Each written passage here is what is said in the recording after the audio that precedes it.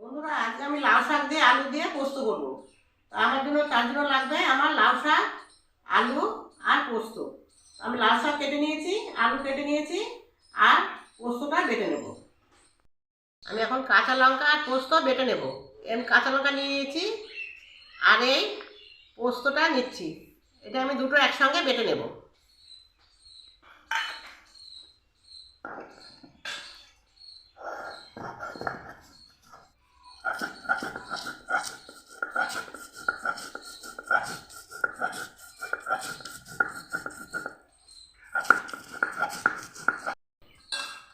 পোস্তটা আমি আদা বাটা করবো, একদম পুরো বাটবো না। পুরো বাটলে পোস্তটা খেতে স্বাদ হয় না।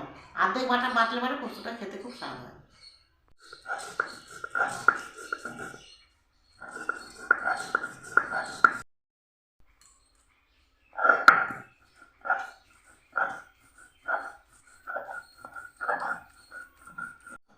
পোস্তটা বাটা আমার হয়ে গেছে, এবার আমি পোস্তটা তুলে নিচ্ছি।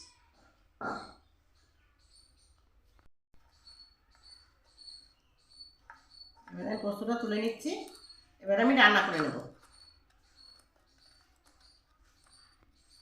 কড়াতে তেল দিচ্ছি।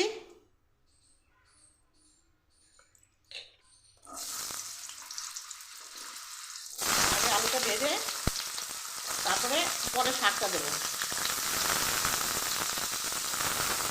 নুন দিলাম, হলুদ দিলাম,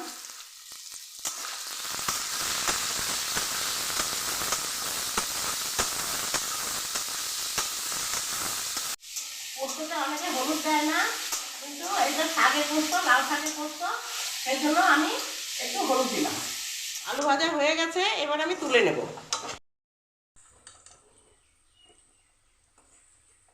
এবার আমি তুলে নিচ্ছি আলুটা।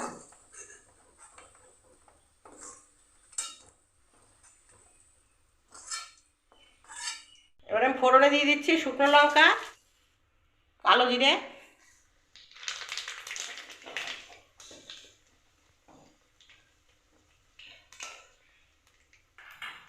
এবার আমি লাউ শাকটা দিয়ে দিচ্ছি।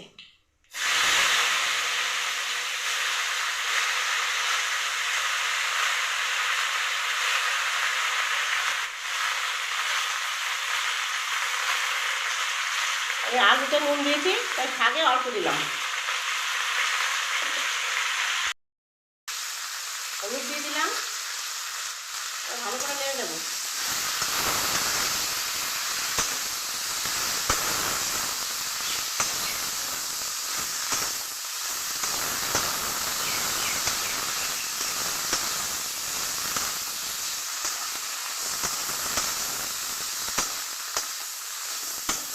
লাউ শাকটা হয়ে এসছে, এবার আমি আলুটা দিয়ে দেবো। আলুটা দিয়ে দিচ্ছি, ভালো করে মিশিয়ে নেব।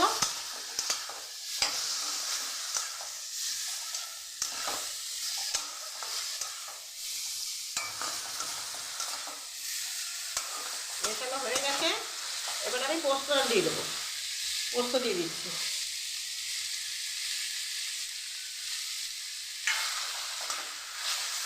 পোস্তটা ভালো করে মিশিয়ে নেব।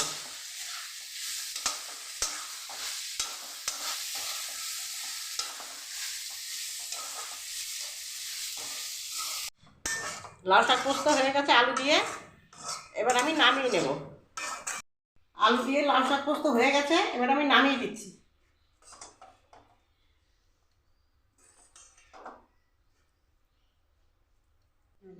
এভাবে তোমরা আলু দিয়ে লাউ শাক দিয়ে পোস্ত করে খেয়ে দেখবে, খুব ভালো লাগে। গরম ভাতের সঙ্গে খুবই সুন্দর লাগে খেতে। ভালো লাগলে লাইক করো, শেয়ার করো আর চ্যানেলটার পাশে থেকো।